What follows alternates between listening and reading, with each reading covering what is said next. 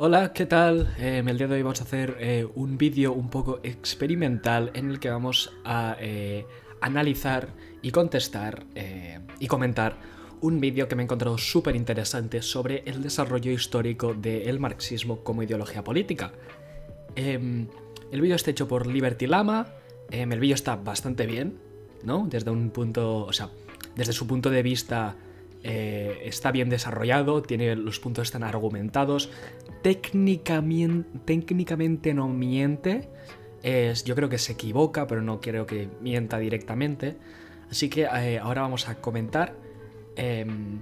Este vídeo no va con malas intenciones, es criticismo constructivo, y si eso le podéis ir a los comentarios y decir que le he hecho una respuesta con todo el respeto del mundo, porque no se merece ningún tipo de falta de respeto, ¿vale? Creo que el vídeo está bastante bien. Vamos a empezar. El vídeo está puesto un poco cámara rápida y seguramente tendré que editar la imagen para impedir, si esta persona le sienta mal la crítica, que no me pueda hacer un ataque de derechos de autor, porque eso suele molestar bastante, y eso, yo lo único que estoy haciendo es comentando y construir encima de su vídeo. Para entender al pensamiento Gonzalo y la mente del creyente comunista, habrá primero que revisar y entender la historia de la evolución del pensamiento socialista desde Marx hasta Mao. En este video analizaremos qué es lo que los protagonistas de la historia comunista pensaron. El socialismo utópico proponía básicamente crear el socialismo desde cero. Los interesados debían mudarse a cierta localidad y crear un colectivo autosuficiente y sin jerarquías. Marx. Vale, vamos a empezar aquí con el primer comentario sobre el socialismo utópico. Esta descripción del socialismo utópico es correcta, pero es un tipo de socialismo utópico. Aparecieron muchos movimientos de socialismo utópico, como el cartismo, que proponía la destrucción de las máquinas debido a que la industrialización era el problema del capitalismo y no tanto la estructura capitalista en sí, o el socialismo de gremios, que decía que teníamos que volver a un sistema gremial, o sea, una economía más feudal, pero dentro del contexto industrial, ¿no? O sea que no todos proponían irse a una isla, a un sitio aislado, a construir un socialismo utópico. Pero bueno, entiendo que se relaciona el socialismo utópico con esta teoría. Sismo. Al no funcionar, Marx pensó: buena idea, mala implementación. Marx combinó la filosofía de Hegel con las ideas del socialismo utópico para crear una perspectiva científica del socialismo.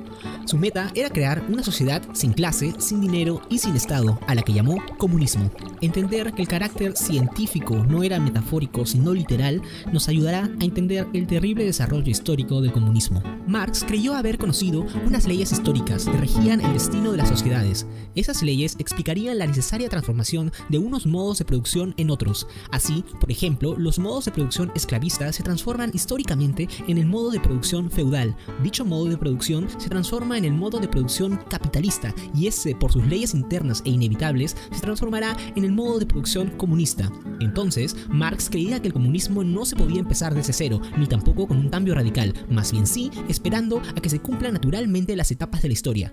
Y hasta la consolidación del capitalismo con la revolución industrial, él encontró ejemplos por todo el mundo que confirmaban su teoría. Su trabajo entonces sería explicar por qué y cómo el capitalismo se transforma en comunismo. El estudio de estas leyes históricas sería la ciencia fundada por Marx, el materialismo histórico. Entonces, los que así interpretaron a Marx estaban convencidos que más que una ideología política, era una ciencia que describe la historia, o sea, en la práctica, una profecía. El materialismo histórico se convirtió en un dogma. Vale, vamos a profundizar en esto. Creo que aquí me está haciendo una caricatura de lo que es el materialismo histórico y de lo que es el movimiento comunista, porque no se pensaba que el marxismo era una profecía, ¿no? Esto lo podemos ver en el desarrollo de esta. Luego más tarde él hablará del leninismo, pero para comentarlo ya de ya, el marxismo ha tenido muchos cambios durante su historia. El método de análisis, que eso es lo que es el marxismo, no es una ideología como tal, porque él dice, la gente no lo trató como una ideología, porque no lo es un método de análisis. Y luego con eso construyes ideologías, ¿no? o prácticas o políticas. Entonces tenemos que entender esto, ¿no? El marxismo aparece en un contexto, ¿no? Distinto al nuestro. Entonces, no todo lo que ahí se contaba es válido. Por ejemplo, Marx dijo que la revolución socialista sería mundial y empezaría en Alemania y los expandiría a todo el mundo. Pero Lenin luego dijo, esto no puede ser verdad, porque el capitalismo se rompe en sus puntos más débiles, ¿no? Él lo describió como una cadena.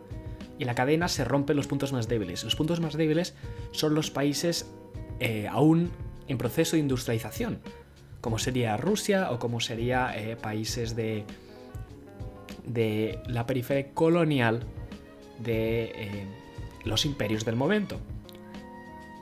Por eso, y los comunistas, debido a que aplicaron el método científico de plantear una sinopsis y luego intentar aplicarla y ver si funcionaba o no funcionaba, y dependiendo del resultado, cambiar, probar otro experimento, etc., llegaron a la conclusión de que Marx se equivocó. Y esto es algo muy aceptado dentro de los comunistas. Luego también pasó lo mismo con la negación de la negación, que es un planteamiento dialéctico propuesto por Engels, que luego Mao desmontó y elaboró. Y hoy en día también se considera que la negación de la negación es un concepto desactualizado, igual también que la teoría de Engels del desarrollo de las familias, debido a que estaba basada en información que hoy en día está más actualizada. Así que no es un dogma, ni es tan fácil como ir a preguntar a algún partido comunista local y preguntarles qué errores cometieron los grandes pensadores comunistas. Y podrás escuchar horas y horas y horas de faltas y de errores. Ya que el debacle del capitalismo, la transición socialista y el futuro comunista eran inevitables. Leninismo. Uno de los creyentes en Marx fue Lenin. Entre sus aportes al marxismo se encuentran, por ejemplo, conceptos como imperialismo, que refiere a las transnacionales orientales que se extienden a lo largo del planeta, extraen riqueza y así controlan las economías y políticas locales. Entre otros aportes de Lenin encontramos la creación de la idea de partido de vanguardia, que es un partido político que representa al proletariado. El proletariado no haría la revolución por sí mismo, sino más bien un partido político que representara sus intereses lo haría por ellos.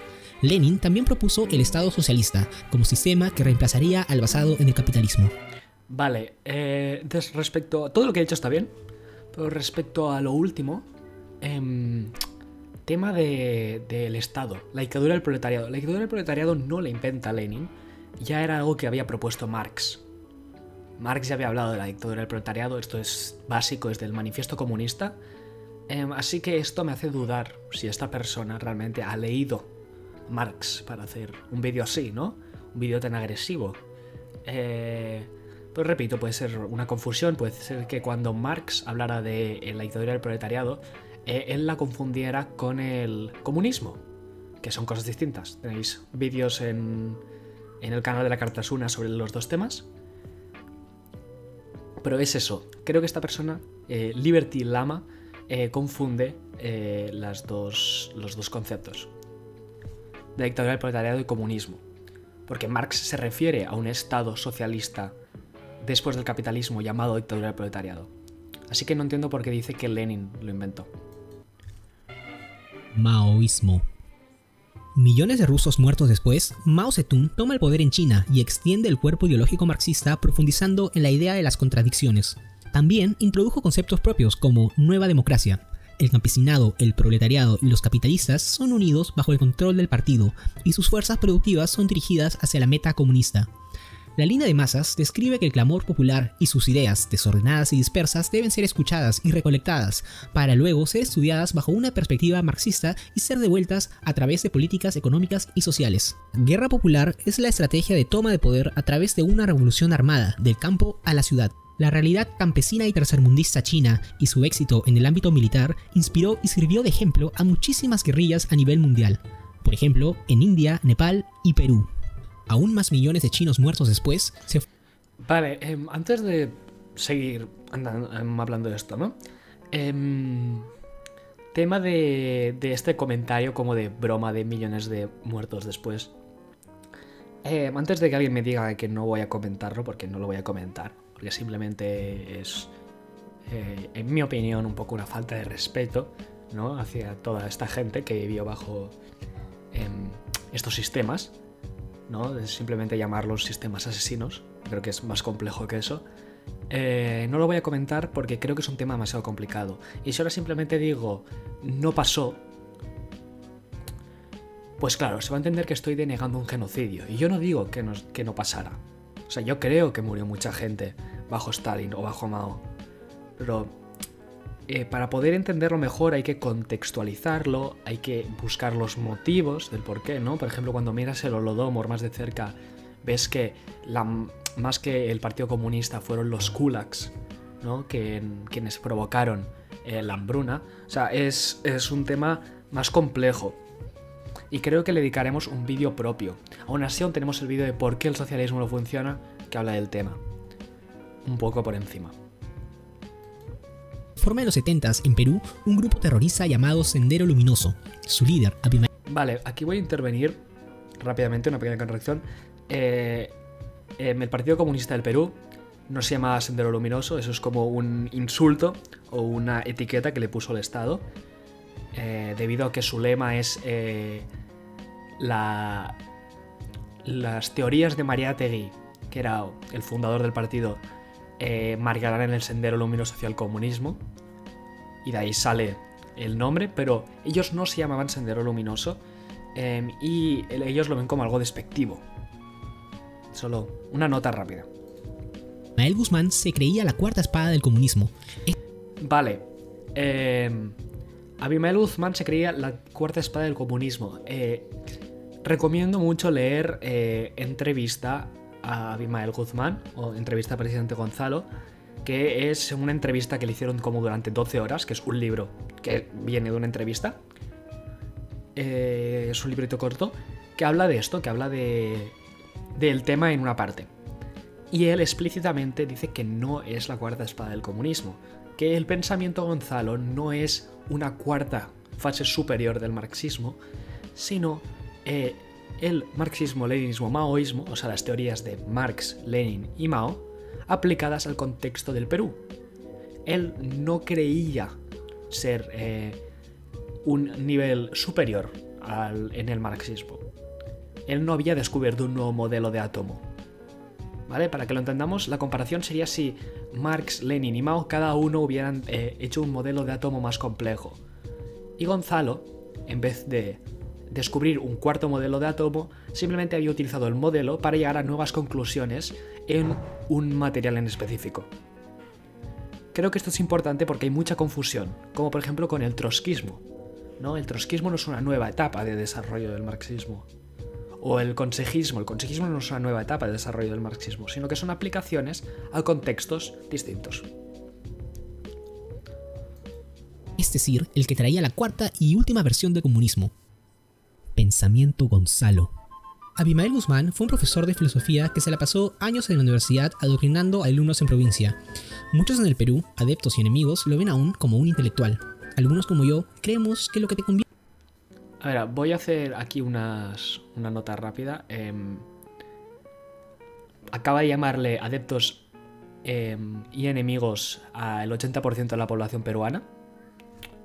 Bueno, apenas en su entonces, ¿no? En el entonces de Abimael Guzmán, sabemos por papeles de Fujimori que el 80% apoyaban el movimiento dentro de los territorios donde ellos existían o tenían influencia. Así que no sé de dónde será esta persona, puede ser que sea del Perú. Pero creo que no. Creo que su odio hacia el movimiento comunista le ha cegado un poco aquí y ha literalmente insultado a una gran parte del pueblo del Perú. Convierte en intelectual no es repetir ideas ya formuladas, sino crear nuevas ideas. Como vimos, Lenin y Mao aportaron con ideas propias al cuerpo comunista. En cambio, Abimael Guzmán no creó nada, solo se limitó a repetir el pensamiento Mao Zedong en Perú.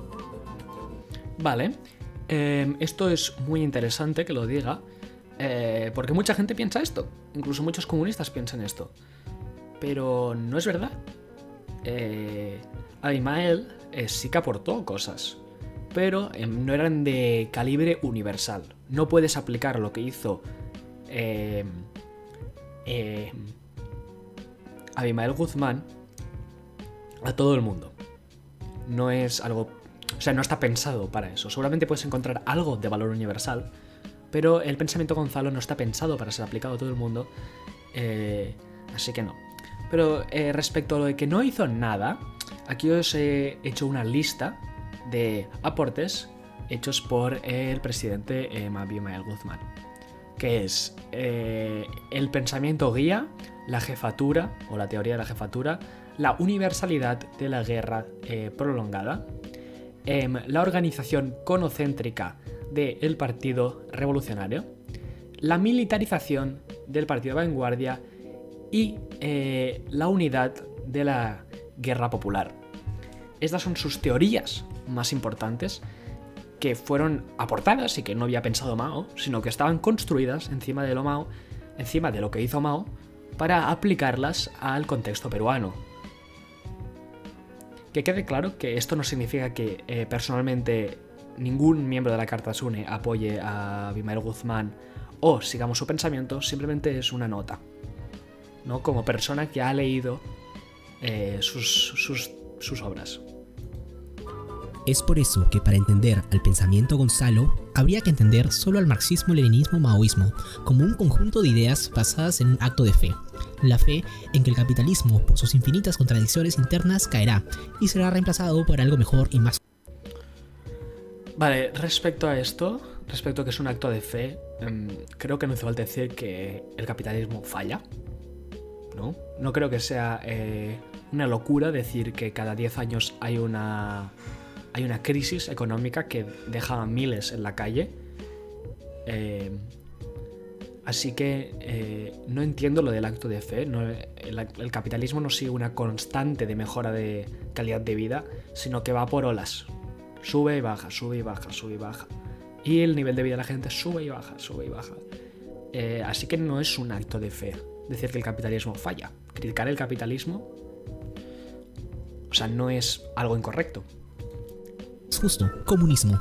El comunismo, según el comunismo, llegará de todas formas.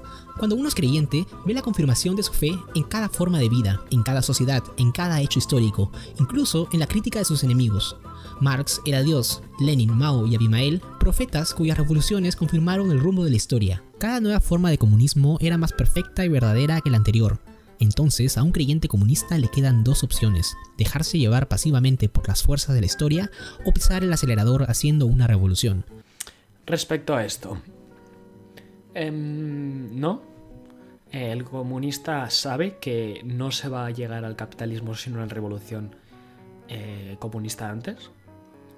Por eso se hacen por eso se hacen revoluciones, en primer lugar. Así que no entiendo de dónde ha sacado esto. Creo que es una interpretación libre, porque el vídeo no cita ninguna fuente. Así que eso. Porque la forma más rápida de resolver las contradicciones del capitalismo, según esa línea comunista, es la guerra.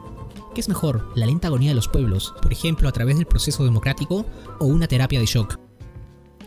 Vale, actualmente estamos trabajando en un vídeo sobre la democracia liberal, pero esto de la lenta agonía de los pueblos, por ejemplo a través del proceso democrático, no se puede abandonar una relación de medios de producción a través del voto. No es algo que ha pasado nunca en la historia de la humanidad. O sea, no es algo posible. Ya he dicho que estamos trabajando en un vídeo sobre el tema, pero si por ejemplo tú eres Perú en este contexto, no solo los comunistas sabían que el capitalismo no se podía abandonar, sino que además no podían ni votar por una versión más suave del capitalismo porque estaban en una dictadura. Era una dictadura, ¿no? Estaban bajo Fujimori, que castró a 300.000 personas. Y seguramente hubiese castrado muchísimas más si las comunidades indígenas no hubiesen estado protegidas por el Sendero Luminoso, ¿no? Entonces, esto de reírse de los comunistas por no votar al comunismo, lo encuentro un poco infantil. un poco infantil porque no entiende las condiciones materiales de las revoluciones comunistas, ¿no? O por ejemplo, si estudiamos un caso actual, podemos ver las Filipinas. Filipinas lleva teniendo una revolución durante los últimos 40 años porque durante los últimos 50 años ha habido una dictadura del régimen de Marcos I y Marcos II.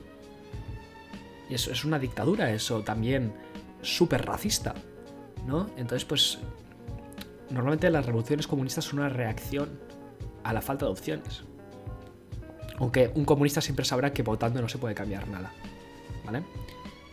Nada respecto a la relación con los medios de producción. Democrático o una terapia de shock, por ejemplo, a través de la guerra, que es incluso lo más compasivo a los ojos del creyente comunista.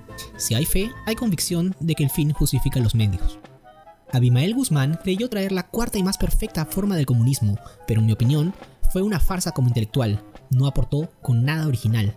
Más bien, fue solo un guerrillero de escritorio. Solo llamaba por teléfono para que otros mataran por él, mientras él copiaba las ideas de Mao y las adaptaba al Perú. Quizás fue solo eso, una estrategia. A ver, es lo que tiene ser un líder teórico. Hacer la teoría y planificar es como decir que un general militar no hace nada. Creo que no tengo que comentar mucho más que eso. Y bueno, ya hemos hablado de que no simplemente aplicó las ideas de Mao al Perú, que sí, pero construyó encima de ellas. Para crear una identidad en sus seguidores endiosando a un peruano en vez de a un chino. Fuera como fuera, la estrategia funcionó al principio. Sendero llegó a tener más de 2.700 reclutas, pero como todo...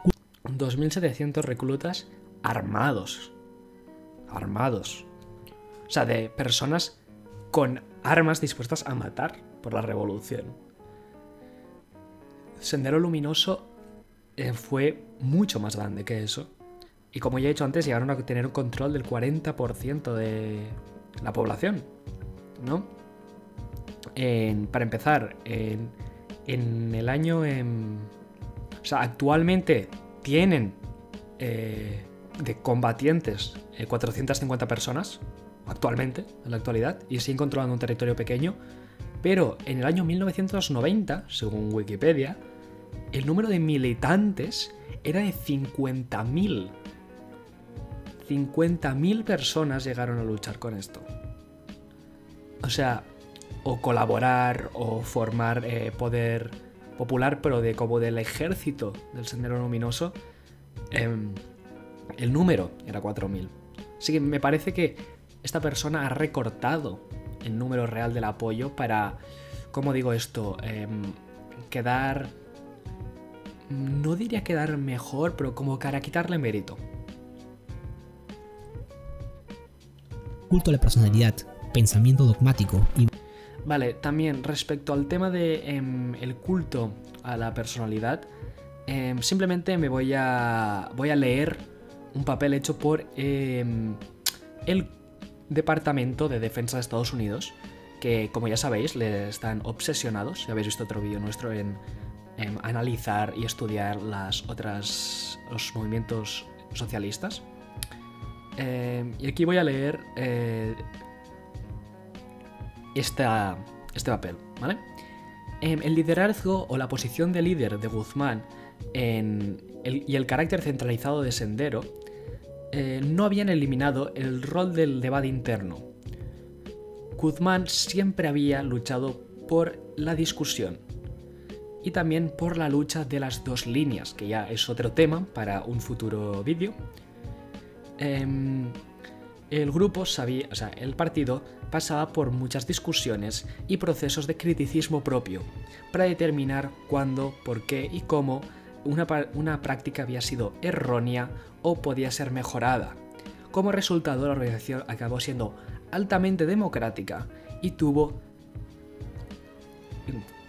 Guzmán sufrió de mucho criticismo de las masas. Esto es un papel de Estados Unidos, no estoy leyendo nada loco, todas las fuentes estarán en la descripción, yo sí cito fuentes, y todo eso.